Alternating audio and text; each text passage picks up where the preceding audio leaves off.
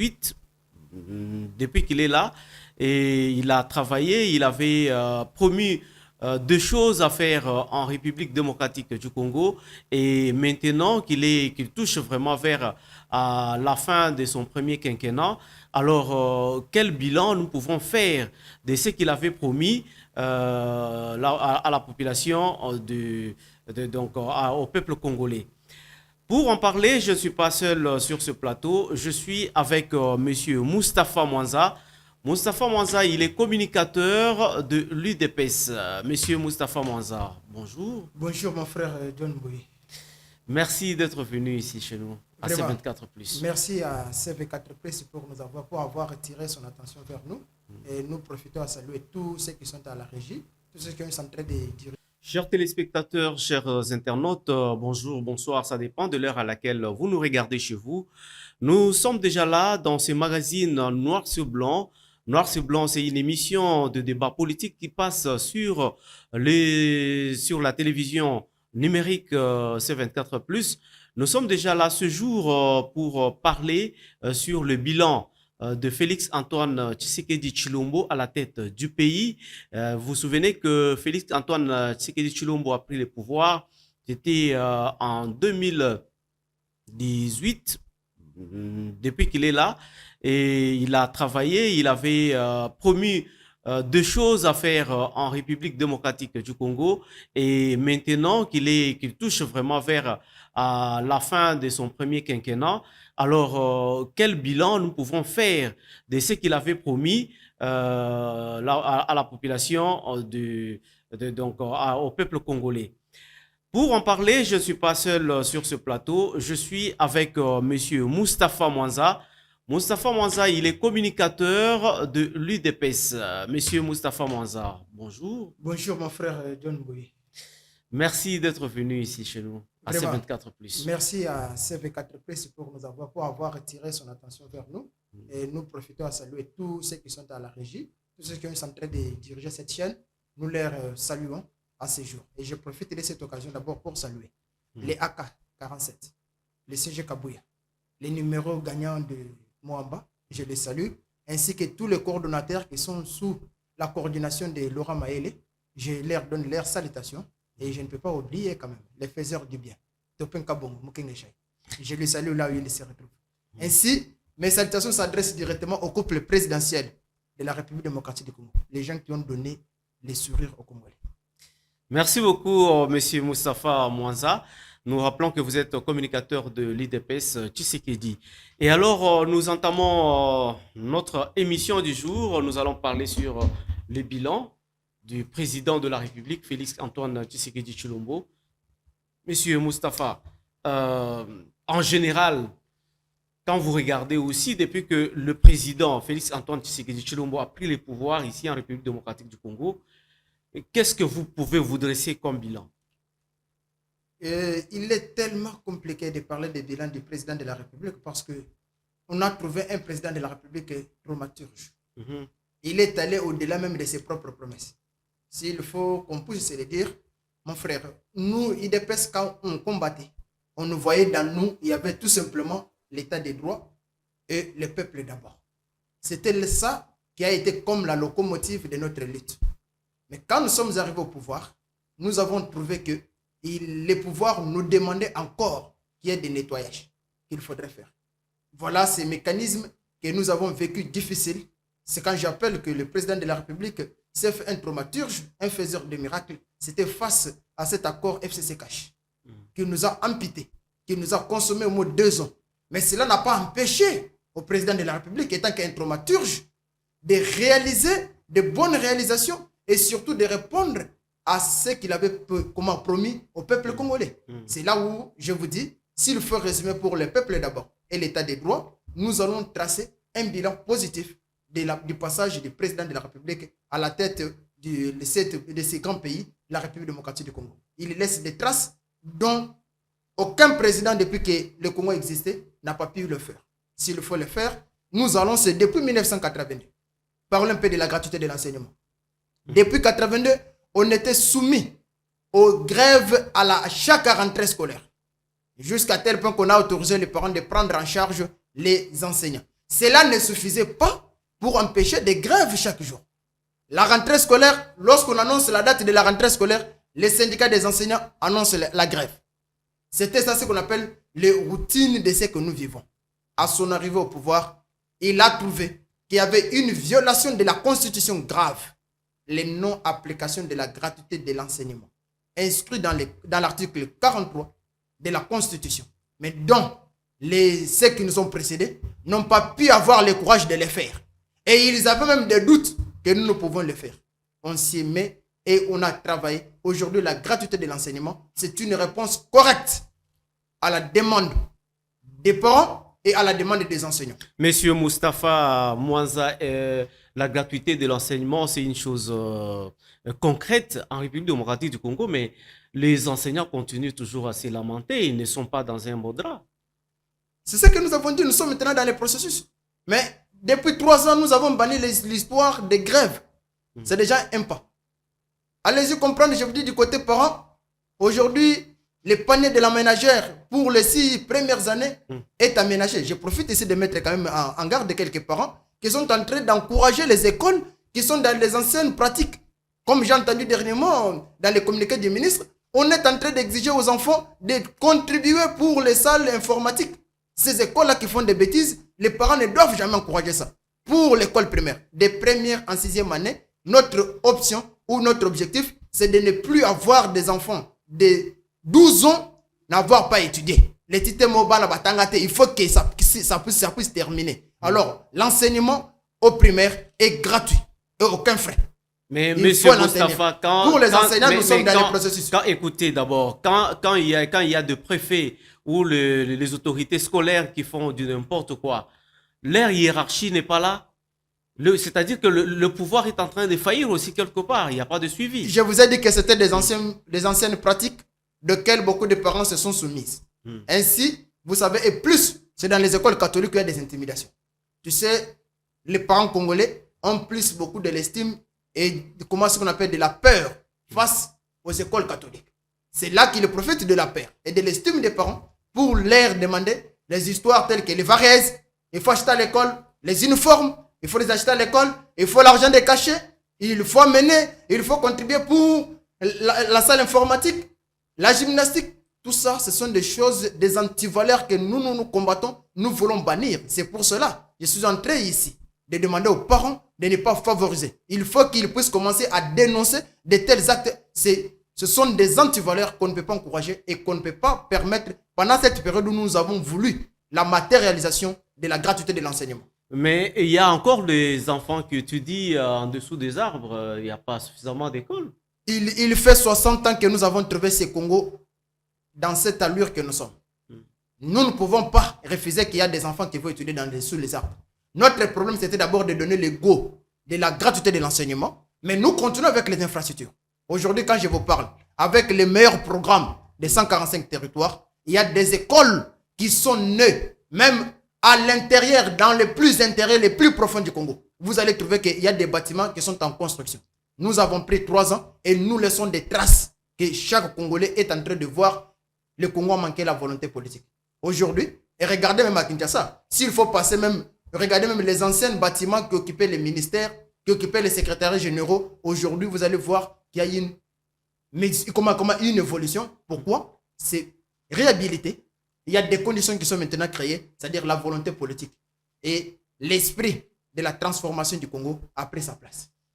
Nous allons y arriver petit à petit. Et même les bancs pupitres, il y a des enfants qui ne connaissent pas même les bancs pupitres. Non, mais nous avons toute une direction qui est mise au niveau de l'enseignement primaire qui s'en occupe. Et le travail est en train d'être fait. Dernièrement, vous avez vu qu'ils étaient à Kenge, ils étaient dans le Komuntu, ils sont en train de donner petit à petit. Je vous ai dit, c'est un programme où le chef de l'État a mis sa tête à couper.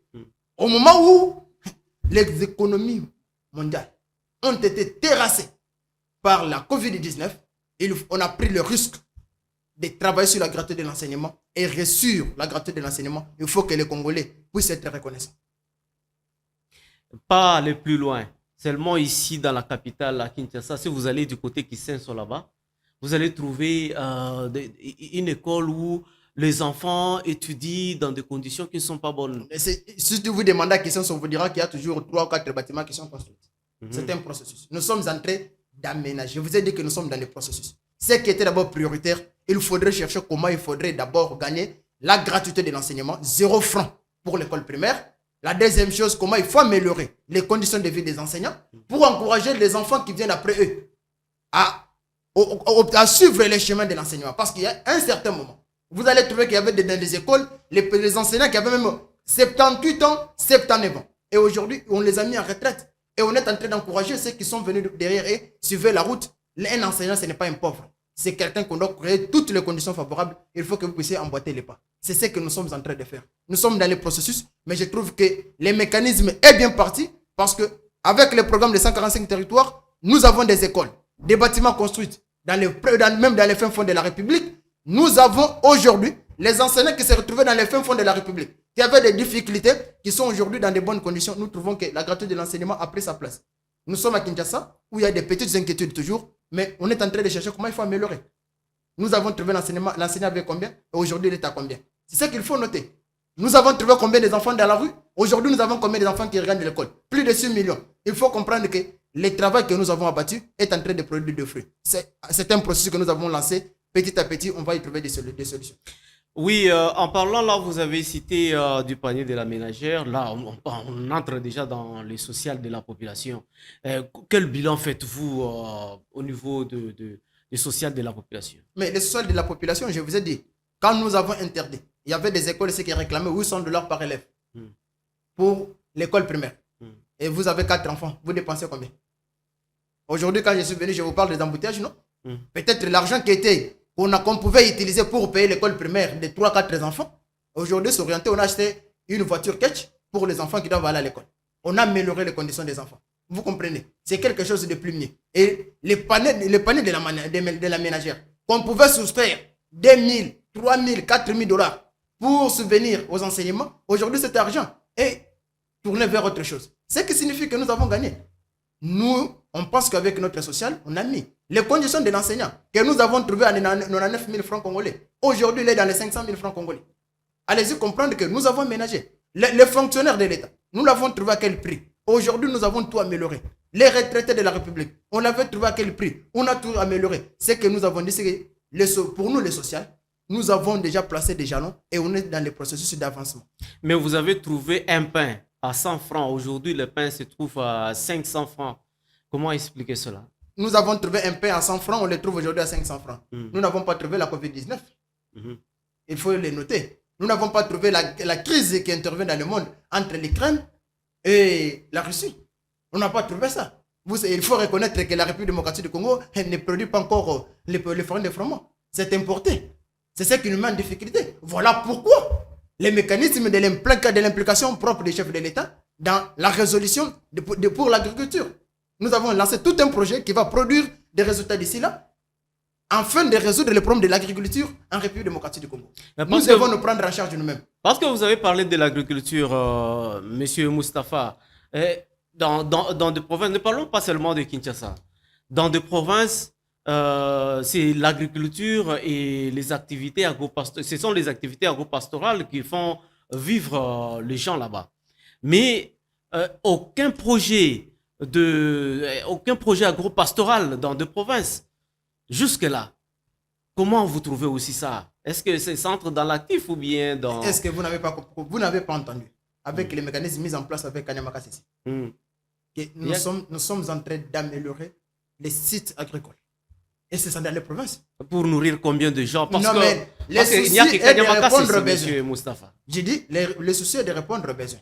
Les méga projets qu'on a lancés maintenant de l'agriculture industrielle, on est en train de chercher, c'est pour lancer en province. Ça sera fait dans des provinces. De façon à accompagner notre mécanisme de l'agriculture en province. Il y a des semences aujourd'hui qui sont à disposition pour l'accompagnement de l'agriculture comment ce qu'on appelle artisanale dans les provinces.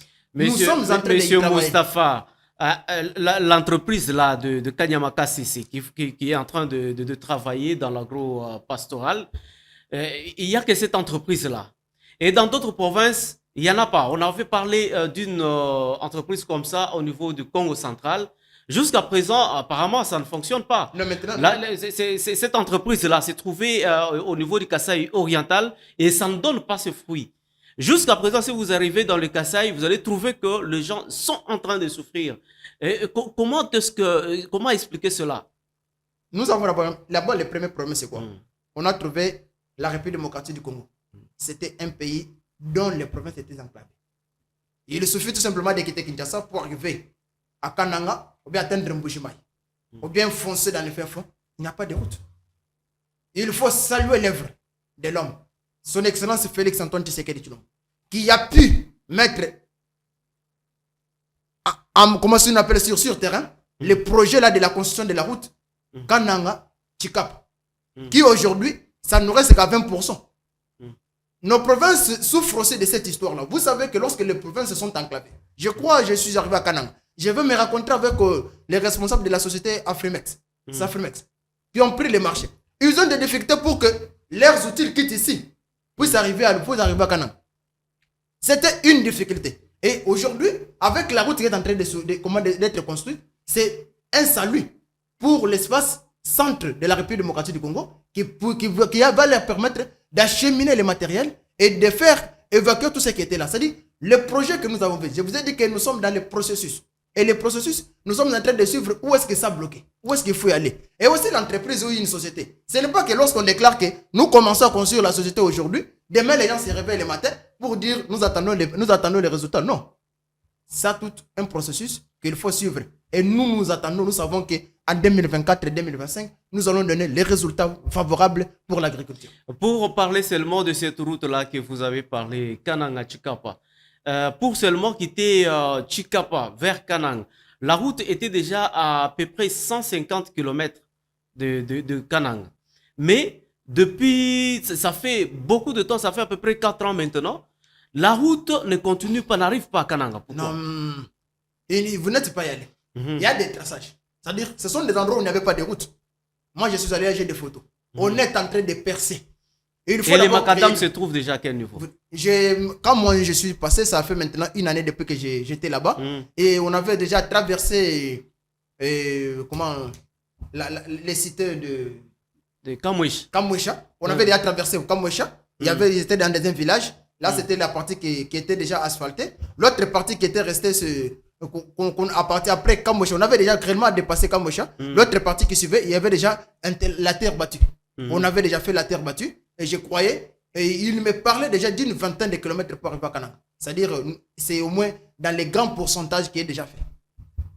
Et vous pensez que, avec seulement cette route-là, mais la route Kananga-Mbujimaï, jusqu'à présent, rien n'est fait. Et les travaux sont en train d'être faits. Il y a un problème. C'est-à-dire, nous avons dans la route Kananga-Mbujimaï, Kananga-Kalamambouji. Il y a aussi Kananga-Chika. C'est-à-dire, ces 3 routes sont en train d'être faites parce que les priorités, c'est désenclaver d'abord la ville. Le centre a été enclavé. Et il était difficile de réaliser même des travaux là-bas. Malgré cet enclavement, au plus cher, les travaux sont en train de faire d'innovation, de construction de bâtiments. Ça s'est fait dans ces provinces-là. Vous allez voir qu'il y a des avancées. Ce que moi je vais vous dire maintenant, c'est dans la réalisation, le président de la République s'est engagé à transformer la République démocratique du Congo. Et il est sur ce chemin-là.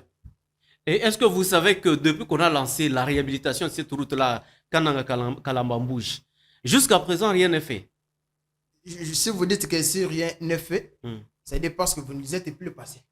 Mais nous avons les images. Non, je vous demanderai d'y passer. Nous sommes en contact avec les gens de là. Je vous demanderai d'y passer. On va vous dire que le travail est en train d'être fait. Certes, nous avons connu un retard parce que le financement provenait de la Banque mondiale. Et apparemment, la société qui a eu ce marché-là n'a pas de matériel pour faire son travail. La première société avait connu un problème, c'est ce que je vous ai dit. Les déplacements de ces matériels qui étaient ici, pour que ça arrive dans la ville-province de Kinshasa, ça causait des problèmes. Et comment dans la ville de Kananga, pour continuer le travail. Il y a maintenant une autre société égyptienne qui est en train de continuer le travail. Et je vous rassure que le travail est en train d'être fait. Ce sont des routes à grande importance économique dont le chef de l'État s'est lancé. Et il est tellement déterminé. Nous avons aujourd'hui un président de la République qui suit de près tout ce qui s'est fait. Ce n'est pas des sons que j'ai entendus, non. Quand lui, il a une information contraire, il s'y met et il cherche l'information à la source. Et quand la nationale numéro 1 est en train de souffrir comme ça, vous pensez qu'on va réfléchir aujourd'hui pour faire la nationale numéro 2? Parce que pour arriver à Cabinda, il faut souffrir.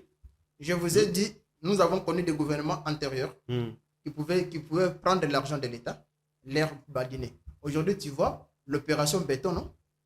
On est en train de chercher. Ce n'est pas construire une route aujourd'hui. Vous êtes encore au pouvoir, la route est déjà dégradée. Il faut chercher les mécanismes de pérenniser nos routes. Voilà pourquoi nous saluons les travaux qui est en train d'être faits en béton. Quand vous arrivez à Kananga, les routes se font en béton. En Boujima, les routes se font en béton. Vous allez dans le là-bas, les routes se font en béton. Mais au Sankourou, vous allez à Bombachi, les routes se font en béton. Pour arriver même au Sankourou, c'est compliqué. Au Sankourou, il y a des chantiers en route. Mais c'est compliqué pour arriver à Lusambo. Mais quittant seulement Kananga ou Boujima,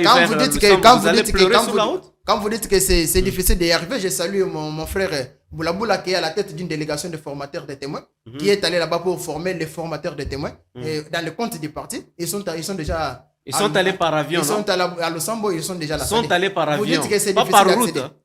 Nous avons eu que 3 ans. Et ce que nous avons fait m'envoie à dire que notre chef de l'État, c'est un traumaturge, un faiseur de miracles. C'était impossible d'y arriver, mais il a opéré le miracle pendant 3 ans seulement. Or, les 2 ans ont été bouffés inutilement par nos amis d'FCC qui voulaient nous créer des crocs à jamais. Notre vision, notre manière de travailler, ils ne pouvaient pas adhérer. Mais nous sommes arrivés à créer un mécanisme de l'air contourné afin de réaliser ce que nous pensons pour ce pays. Nous l'avons fait. Parlons maintenant du domaine de la santé. La santé, qu'est-ce que vous voyez? Exactement. Dans la santé, il faut noter que...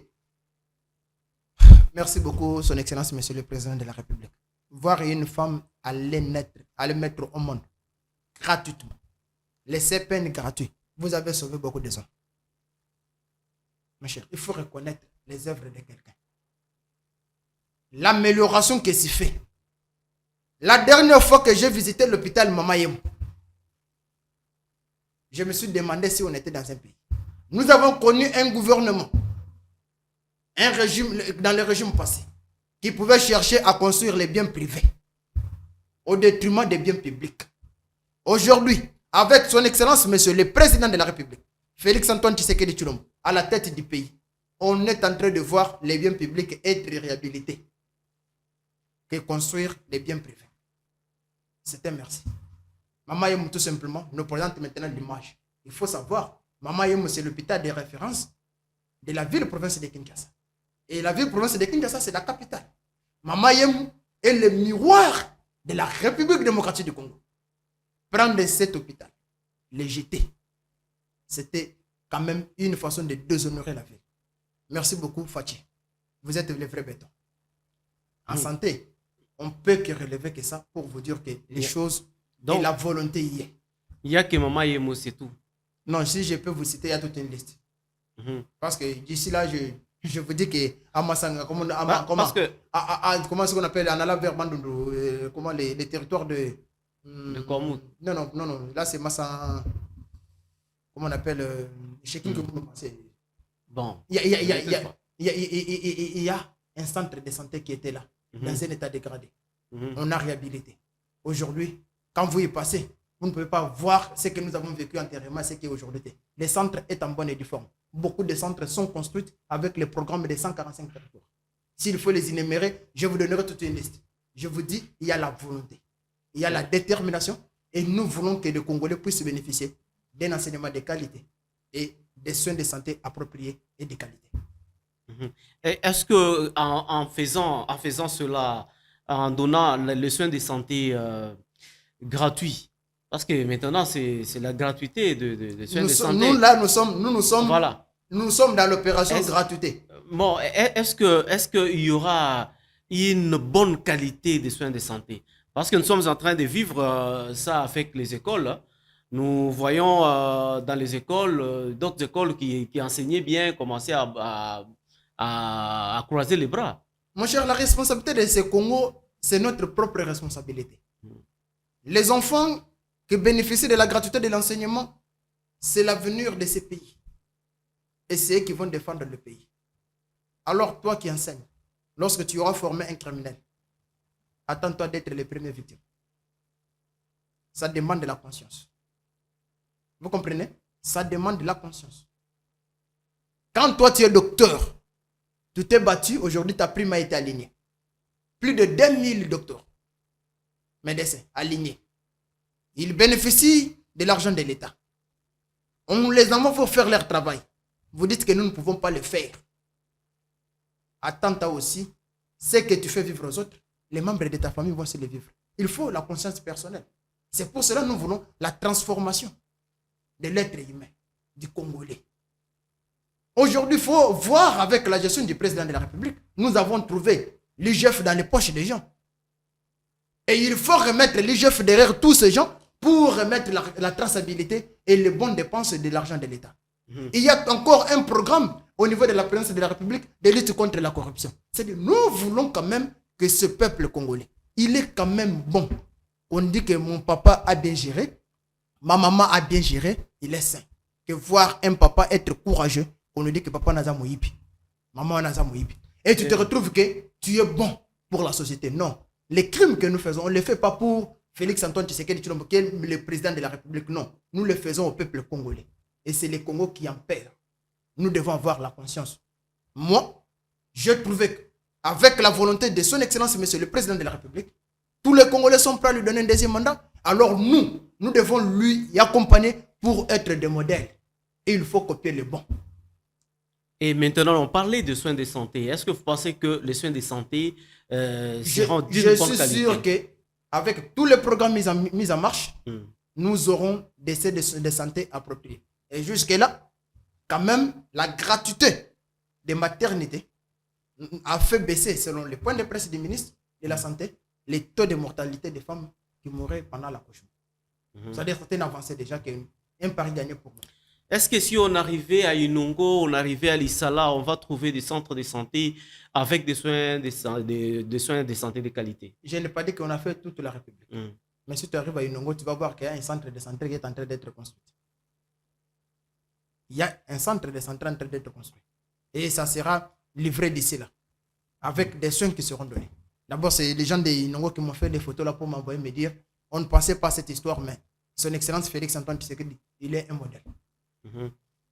C'est pour vous dire, si avec les 3 ans, nous n'avons pas pu couvrir toute l'étendue de la République, nous avons la possibilité de le faire avec les mandats prochains. C'est qu'on peut demander aux Congolais, un faiseur du bien, il faut l'encourager. Il faut les soutenir et il faut donner l'occasion qu'il puisse résister. Monsieur Moustapha, nous allons entamer maintenant quelques promesses du chef de l'État lors de sa campagne de 2018. Quand il était à l'est du pays, il avait dit « Je vais installer mon état-major à l'est du pays ». Bon, allons-y d'abord avec ça. Qu'est-ce qui s'est passé après, quand il est venu au pouvoir? Peut-être que si vous n'avez pas l'information, l'état-major de la République est installé là-bas. Les commandants des forces terrestres, des forces armées est sur place là-bas. Mais il y a toujours la guerre. Là, tu dis maintenant dans d'autres contextes. Non, quand il disait ça, c'est pour faire arrêter la guerre. Ça devient un deuxième contexte. Les chargés des renseignements et des opérations de l'armée, de FARDC, au niveau de comment est là-bas, le général Chico, il est sur place là. C'est pour vous dire qu'il n'a pas trompé. Sa promesse est tenue. La guerre, c'est une autre phase. La guerre nous demande, il faut l'association de la diplomatie et les opérations sur terrain. Nous avons trouvé un pays qui a souffert pendant beaucoup de temps avec l'embargo. On pouvait former les armées et comment les militaires. Comment? Parce qu'ils n'avaient pas des équipements. Il faudrait s'y battre. Il faudrait jouer à la diplomatie. Et on a joué toute la diplomatie et on a gagné à lever l'embargo. Aujourd'hui, c'est le chef d'état-major lui-même, que je félicite, qui a dit clairement que aujourd'hui, avec notre armée, il a presque plus de 25 bataillons qui sont bien équipés. Ce qui signifie que les mécanismes de l'équipement de notre armée est en route. La guerre, on ne le fait pas pour le faire, mais la guerre se prépare. Nous l'avons préparée et nous allons y emporter. Cette guerre retournera là où elle est venue. Sur le plan diplomatique, nous sommes très efficaces. Et sur le plan de guerre, nous sommes très tactiques aujourd'hui. Nous avons une armée Vous avez même entendu, le chef de l'État a fait appel aux jeunes. Il est temps d'intégrer l'armée. Nous devons défendre la terre de nos ancêtres. Et les jeunes qui ont répondu, félicitations à vous, qui sont dans des écoles, dans des centres de formation. Nous pensons que cette guerre, avec la conscientisation, et je salue aussi, j'encourage nos jeunes patriotes d'Ouazalendo qui sont maintenant au front pour défendre la terre. Cette terre nous appartient et on ne va pas les léguer à une personne. Aucun centimètre ne peut être légué. Nous y travaillons. Et quand je vous parle là, vous savez vous-même, vous avez suivi les informations de l'autre côté là, Kichanga est en train de tomber entre les mains des rebelles.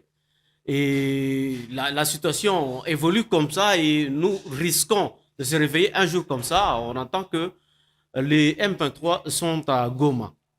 Et est-ce que c'était ça ce que le président de la République avait dit?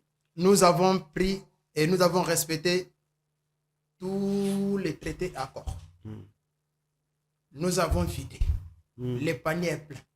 Aujourd'hui, les FARDC observent la trêve. Mais les M23 sont en train de s'entader. Tu noteras avec moi que les rebondissements de FARDC fera que même la communauté internationale qui les soutient puisse se reculer. Nous avons demandé le départ de la MONUSCO parce que nous avons l'armée. CAC en décembre, ils vont partir parce que nous avons l'armée. Et notre armée va prendre en charge les M23. Et par là, je vais profiter pour vous poser une petite question par rapport à la déclaration de la MONUSCO de dire que si les M23 avancent encore, eux-mêmes vont s'attaquer au M23. La MONUSCO s'attaque au M23. Comment trouvez-vous cette décision de la MONUSCO? Moi, je pense que j'ai foi à l'armée congolaise. J'ai foi à l'organisation de notre armée. Je pense que seule notre armée se prendra en charge. La MONUSCO s'est fait combien de temps sur cette terre? Plus de 20 ans. Quel résultat? Ce n'est pas la naissance des groupes armés à l'est de la République. Ils n'étaient pas venus pour ça. Ils étaient venus pour faire faciliter les pillages des minéraux de la République. Et félicitations à son Excellence, Monsieur le Président de la République, qui n'est pas allé sur les deux chemins. Et il les a demandé, papa, écoute, ok. Ok, merci beaucoup, Monsieur Moustapha Mwanza. Et maintenant, nous allons parler d'une autre promesse. Le chef de l'État avait dit à la population du Kasaï oriental que dès que je suis au pouvoir, la toute première chose que je vais faire pour vous, c'est réhabiliter l'Amiba.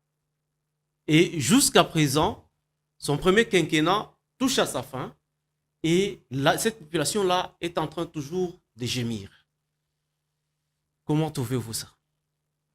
Il faut comprendre qu'il y a une chose. L'Amiba n'est pas abandonnée. Il y a eu des engagements du gouvernement qui sont en train d'être répondus. Parce que c'est ça où moi je dis aux gens. Quelque chose qui a été détruit pendant 20 ans. Vous voulez que quand nous arrivons déjà, dans une année, 2 ans, on puisse faire revivre ça? Non. Le processus est déclenché. Il y a un cahier de charges qui existe entre le président, comme le gouvernement de la République et la société MIBA. Entre-temps, il y avait une partie qu'on avait cédée pour les contrats chinois. Donc, il faudrait d'abord recadrer les contrats chinois afin de voir quelles sont les retombées qui peuvent revenir à l'AMIBA qui va lui permettre de se relancer. C'est de ça qui est dans le processus que nous sommes inscrits. Ce qui signifie qu'on n'a pas fermé les bras. Nous sommes en train d'y travailler. Le chef, quand il est dit en conscience. Il a vu, il a étudié le dossier et il s'y met pour une solution. Mais nous sommes pressés à la solution. Nous ne voulons pas que ça tarde. Nous voulons quand vous créez seulement, papa, j'ai faim. On te dit, tu vas manger. Ah, mon papa, depuis qu'il a dit que je veux manger. Mais il faut qu'on prépare. C'est le processus qui est là. Et je vous rassure qu'avec le deuxième mandat, et nous, les gens ne comprennent pas. Le programme du président de la République a été établi sur 10 ans. Et ils pensent qu'avec ce qu'on a construit pendant 60 ans, et avec les 10 ans, nous allons construire des jalons qui vont permettre même à celui qui viendra après lui de faire la continuité dans les bons. Et si le Congolais ne voudra pas qu'il parte pour qu'il achève, je crois qu'il pourra mieux l'achever. Mais dans les 10 ans, c'est ça le programme, c'est notre programme que nous avons établi et nous sommes encore dans les premiers quinquennats qui est de 5 ans. Et entre-temps, les gens sont en train de mourir au Kasaï oriental. Nous avons passé 60 ans, nous ne sommes pas morts. Et les gens sont en train de mourir. Nous avons passé 60 ans, on n'est pas morts. il nous faut une petite patience. Tu acceptes de dormir dehors pendant 20 ans, quelqu'un arrive, il va te construire une maison, il commence à mettre déjà la fondation, toi tu commences à créer que non, ce monsieur ne fait rien. Non, il faut être correct. Nous devons accepter que la promesse de construction de la maison puisse arriver à son bout. Ce n'est pas lorsque tu dis que je te construis la maison, il dit la maison soit et la maison est. Non. C'est un processus. Et ça nous demande de la patience. Ok, monsieur Moustapha. Le plus bon, c'est d'avoir commencé et d'avoir mis la volonté. C'est ce qui est important. Ce qui reste, nous devons attendre les résultats. D'accord. Et maintenant, nous parlons de l'économie en République démocratique du Congo. Le chef de l'État, quand il a pris le pouvoir, il a trouvé les dollars, les taux de dollars à 90. Et aujourd'hui, regardez là où nous sommes. Nous sommes à 25 points quelque chose. Est-ce que vous trouvez que ça marche bien vraiment? Je reconnais que même dans mon quartier, on m'appelle déjà monsieur taux de dollars parce que à la candidature de 2023 ici, je suis candidat provincial et je suis numéro 25. Et les gens m'appellent taux du jour. Ah bon? On dit, comme il est 250, ça dit c'est le taux du jour. Ah alors, bon? le taux, c'est 250 qui est le taux du jour qu'on m'appelle. C'est pour vous dire que nous avons trouvé l'économie de la République en chute. Il faut saluer les efforts que nous sommes en train de faire. Notre PIB est en difficulté. Le pays a été géré comme c'était un groupe de criminels qui voulaient seulement piller la République. Vous savez, quand vous parlez là, je vous dis, nos téléspectateurs sont en train aussi de vous juger. Non, ils me suivent. J'avais voulu trouver quelqu'un en débat. Non, j'avais voulu trouver quelqu'un en débat pour qu'on parle avec lui sur les chiffres. Allons-y, vous allez trouver quelqu'un prochainement. Je vais lui parler sur les chiffres. Voilà. Les dollars qu'on avait trouvés à 2500 francs congolais en 2001. Par celui qui est arrivé. Et il nous a laissé ça à 17 000. Et dans les 17 000, en difficulté, il faudrait chercher comment il faudrait stabiliser le dollar. Et c'est après la stabilisation, la stabilité que nous allons voir comment il faut maintenant y travailler. Nous ne pouvons pas nous taper comment on appelle la poitrine sur l'économie. Les pays étaient toujours dépendants. Tout doit être fabriqué à l'extérieur. Économie extravertie. Aujourd'hui, je vous assure, à Maluku, on est en train de fabriquer les carreaux. Les barres de fer sont fabriquées à Maluku. Il y a des usines de ciment qui sont lancées. C'est pour refaire l'économie. Alors, les gens veulent qu'on donne les résultats. Mais les résultats que nous devons donner doivent appartenir à un travail. Nous, on a trouvé le dollar à 17. Et le temps de voir qu'est-ce qui se passe pour que ces histoires s'y passent, nous sommes tombés à 25. Et nous avons bloqué ça sur 25. Mais ça continue. C'est bloqué sur 25. Et entre-temps, le pouvoir d'achat sur le marché, c'est compliqué. Mais je vous ai dit qu'aujourd'hui, le pouvoir d'achat, ça devient compliqué parce que nous avons connu des crises au même moment. Surtout pour les fonctionnaires de l'État. Non, nous ne sommes pas pour les fonctionnaires de l'État. Pour tout Congolais. Et c'est mondial. La crise est mondiale. Parce que les deux crises ont secoué le monde. Et ça fait que, je me souviens, il y avait un frère qui partait à Louf seulement, là, acheter des histoires à Louf, à ramener ça à Kinshasa. Et il pouvait t'amener des camions, des histoires à Louf. Pendant les 2 ans, les frères s'est trouvé délaissés. Vous comprenez ça? Et ça a créé ce qu'on appelle des difficultés. C'est-à-dire la crise que nous avons vécue, c'est une crise qu'on ne s'attendait pas. Il y a des crises qui sont intervenues et qui ont paralysé le monde. Et la République démocratique du Congo n'a pas été épargnée. C'est pour cela que je vous dis, il faut féliciter son Excellence, Monsieur le Président de la République. C'est pendant une crise énorme que notre budget va accentuer. C'est pendant cette crise énorme que nous allons maîtriser la gratuité de l'enseignement.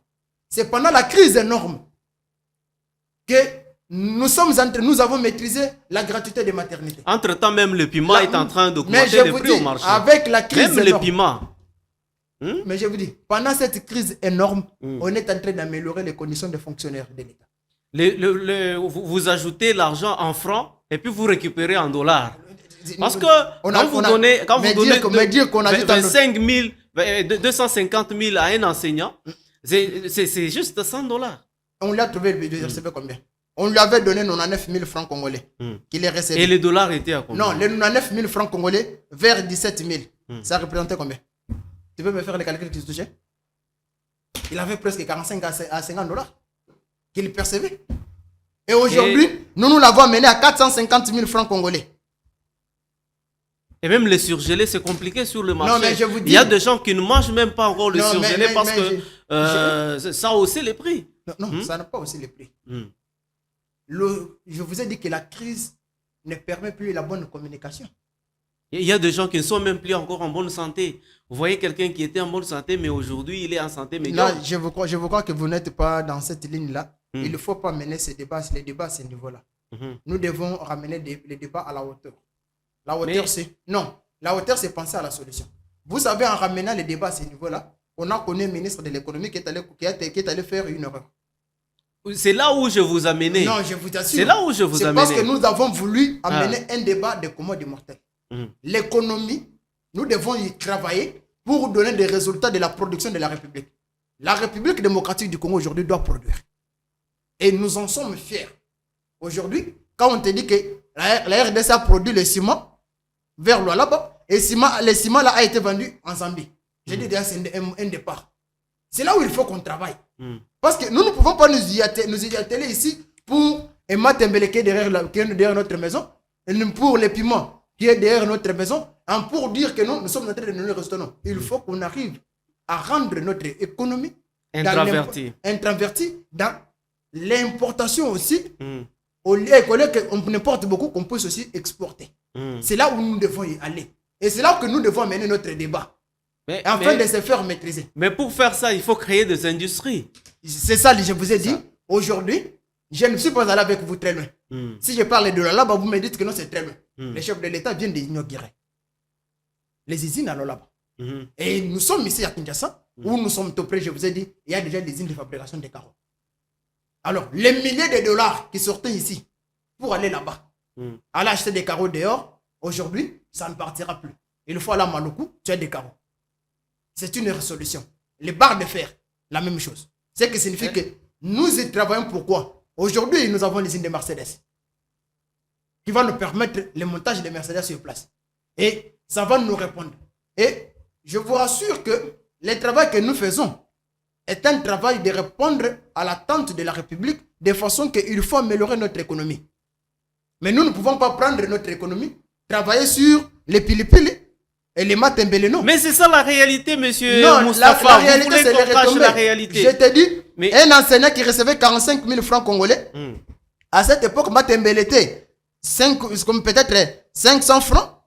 Aujourd'hui, il a 450 000 francs congolais. Matembele, c'est 750 francs congolais. Avec la crise, vous me dites que non, on l'a tué. Mais monsieur Moustapha Matembele, ce n'est pas 750. Mais je donné un exemple. Mais il faut aller je sais que c'est toujours à 500 francs. Non, je sais que c'est toujours à 500 francs. Bon, malgré qu'on peut diminuer la quantité, mais c'est toujours à 500 francs. Écoutez, quand on est en train de faire les infrastructures, il faut commencer par exemple, par les champs, par exemple.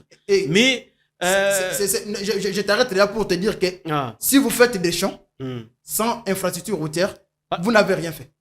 Oui, mais parce que nous sommes en train d'importer les maïs je te donne un exemple. Je suis arrivé à Yumbi en 2016. Je trouve un papa qui a des maïs. Le papa là me dit c'est lui qui va faire la route Yumbi, Bandondoufi. C'est pour lui un dieu. Aujourd'hui, félicitations. Son Excellence, Monsieur le Président de la République, a mis en jeu le mécanisme et la route est en train d'être réhabilitée. La route de Yumbi. Oui. Et c'est cette route-là, quand ça sera fini, je crois que le papa là a eu son dieu qu'il est en train de chercher. Et le dieu, c'est qui? C'est son Excellence Félix Antoine Tshisekedi Tshilombo. Parce qu'il a compris. Il est inutile d'aller faire beaucoup de gens. Je vous rassure. Quand vous arrivez à Idiofa, aujourd'hui, avec la route qui est construite, c'est félicitations à son Excellence Félix Antoine Tshisekedi Tshilombo, le président de la République, qui comprend. Vous arrivez à Idiofa, on vous achète un bassin de maïs qui revient à 5 000 francs congolais. Idiofa et qui coûte, c'est 80 km. Et vous arrivez là-bas. Les bassins qu'on a achetés à 5 000 à Idiofa, vous arrivez à qui coûte ça 12 500 francs congolais. Parce que l'impraticabilité de la route. Oui. C'est transporté. Un travail du gouvernement. Oui, c'est transporté avec des vélos pour ramener. Par contre, je suis arrivé à Idiofa, on m'a donné des maïs que j'ai abandonné. Et vous étiez transporté sur un vélo? Non, je ne pouvais pas ramener les maïs. Vous étiez sur un vélo? À cette époque, quand je suis parti en 2016, je suis allé dans des conditions les plus pires. J'ai traversé un pont où on avait jeté tout simplement un arbre et on a mis la corde à côté. Tu marches sur ce pont-là, tu traverses. Aujourd'hui, félicitations. Son Excellence, Monsieur le Président de la République, le pont est construit. Ok, nous entamons Ce qui signifie, non, la solution à ce que tu penses pour maïs, ça passe d'abord par la construction des routes. Et les routes qu'on est en train de réhabiliter, c'est pour répondre. L'infrastructure routière, c'est parmi les voies meilleures pour résoudre la crise alimentaire. Mais Monsieur Moustapha, on peut commencer par cultiver pour maintenant penser comment amener les maïs. Parce que si on commence à cultiver sans intérêt... Non, s'il faut penser comment il faut amener la maïs, lorsque la maïs est faite, la maïs ne va pas pourrir. Non, ça va y aller. Non, je vous dis, ça va pourrir. Et ça va aller petit à petit comme ça. La manque de route n'a pas encouragé même les agriculteurs artisanaux à faire le travail. Ça a découragé déjà. Pourquoi? Quand vous produisez, vous ne savez plus produire. Vous êtes en difficulté. Et ce n'est qu'aujourd'hui, avec la construction des routes qui sont en train d'être construites, ça encourage maintenant même l'agriculture artisanale parce que quelqu'un se retrouve, si j'ai mes maïs, les véhicules viendront et ça sera transformé, je vais gagner ce que j'ai produit. Voilà, c'est là où nous sommes partis. C'est-à-dire, on ne peut pas parler des champs sans infrastructure routière. Merci beaucoup. Maintenant, on parle, parce que le temps est en train de nous presser, on parle maintenant des élections. Non, on parle de la diplomatie. Comment avez-vous trouvé la diplomatie de Félix Antoine Tshisekedi? Merci beaucoup. Comme je viens de le souligner, avec la diplomatie, le président de la République a gagné. C'est un pari gagné pour nous. Nous avons trouvé l'armée sous l'embargo. Il faudrait jouer à la diplomatie et nous l'avons gagné. Et l'embargo a été levé. C'est déjà. Et il faut retenir que le président de la République, c'est le seul chef de l'État de la République démocratique du Congo à avoir visité les 9 voisins. C'est dans les soucis de consolider nos relations. Malgré qu'il y a des mouchards. Des traîtres. Il a visité même Paul Kagame. Mais je vous dis, il y a les mouchards, les traîtres comme le régime de Kigali. Il a signé des contrats avec Paul Kagame. Il n'a pas signé de contrats avec Paul Kagame. Paul Kagame et nous, on n'était plus dans les cadres de signer. C'était dans les cadres de réévaluer. Mais cette histoire-là m'a toujours fait mal. Pourquoi? On réévalue avec Paul Kagame qui n'est pas impliqué dans les crimes qui se sont en train d'être faits dans la République, lui qui est en train de nier. Mais les accords, lorsqu'il faut les revoir, on les revoit avec Paul Kagame. Qu'est-ce que nous allons? Parce que l'accord qu'on est en train de réclamer du 23 mars 2009, qu'on est en train de réclamer par Paul Kagame et son M23, concernait les RCD. Et comment c'est les CDN? RCDN. Non, c'est comment ça s'appelle avec Kunda Bator là. Cette histoire-là, Kunda Bator. Ça concernait Kunda Bator. On nous faisait passer comme Congolais avec des Congolais qui ont signé l'accord du 29 et du 23 mars 2009. Qu'est-ce que Paul Kagame a à voir à l'intérieur? Et notre diplomatie a mis à nu qu'il n'y a pas de M23 au Congo. Il y a que l'armée rwandaise qui s'est transformée en milice sur le sol congolais pour faire des massacres. C'est notre diplomatie. C'est la victoire de notre diplomatie qui est arrivée à nous faire révéler ça. Aujourd'hui, Paul Kagame ne dort plus. Parce qu'il sait que tout Congolais sait que c'est le régime de Kigali qui est en train de créer des semets de terreur sur le sol congolais. Et cette histoire va finir. Et nous avons foi. Et s'il faut le dire, vous savez qu'aujourd'hui même, nous avons amené une dame au niveau de l'Union africaine. C'est notre diplomatie qui a gagné. Alors, au niveau de la diplomatie, son Excellence, Monsieur le Président de la République, c'est un fin diplomate. Il fait un bon travail et nous sommes en train de l'encourager. C'est pour cela que nous n'hésitons pas de demander aux Congolais de lui faire confiance. L'entrée de la RDC dans l'EAC, comment vous avez trouvé? Et ça a résolu quand même un problème? Non, c'est-à-dire le problème c'est de ne pas parler du Congo sans Congo. Vous comprenez? C'est ça la politique utilisée. On ne peut pas parler du Congo sans Congo. Aujourd'hui, l'EAC est venu tenter, non? Je suis venu pour calmer. Mais il est en train de faire ce qu'il est en train de faire. Demain, c'est la SADC qui va venir. Alors, quand la République va se prendre en charge, on comprendra que tous les mécanismes ont été mis en place pour un moyen pacifique, mais ça n'a pas tenu. Aujourd'hui, il faut déboulonner. Et la MONUSCO va quitter la RDC d'ici décembre? Nous sommes sûrs parce que le processus est déjà déclenché, ils ont déjà dit, et ils sont déjà dans ce processus. Ils sont en train de vendre leurs histoires aux enchères. Nous croyons qu'ils doivent laisser notre sol calme. Et si nous en avons de trop, ils peuvent nous laisser se reposer. Monsieur Moustapha Mwanza, est-ce que vous pouvez, en grosso modo, dire le bilan du chef de l'État? Sur 100%, vous lui donnez combien? S'il faut donner au président de la République sur les 100%, je lui donne déjà 85%. Ah, monsieur Moustapha. Je viens de vous présenter un tableau et je vous ai dit que c'est un traumaturge. Voilà même, il est déterminé pour l'organisation des élections dans les délais. Il est un candidat qui n'a pas peur de ses adversaires. Nous avons matérialisé l'état des droits.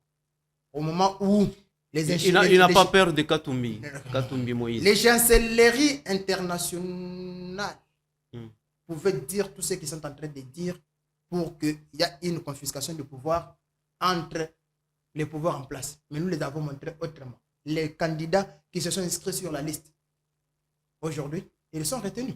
Malgré que nous avons un candidat qui, j'ai suivi, ça m'a fait tellement mal.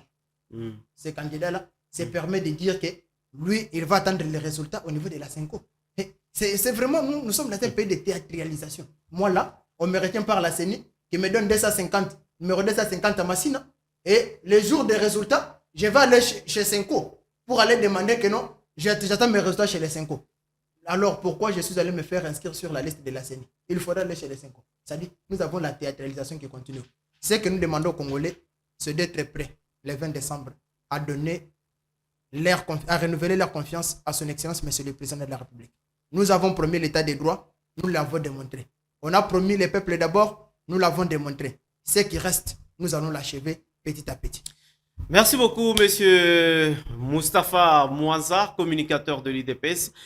Chers téléspectateurs, chers internautes, nous sommes pratiquement arrivés à la fin de cette émission Noir sur Blanc.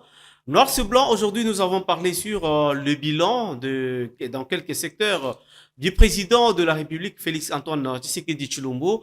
On n'était pas seul sur ce plateau. J'étais avec Monsieur Moustapha Mwanza. Il est communicateur de l'UDPS. Monsieur Moustapha Mwanza, merci d'être venu. Merci beaucoup. C'est le Congo qui gagne. Et je suis fier d'être congolais et d'avoir un président de la République qui a la volonté politique. Merci beaucoup. C'est la fin de cette émission. Et au prochain numéro 18, depuis qu'il est là, et il a travaillé, il avait promis deux choses à faire en République démocratique du Congo.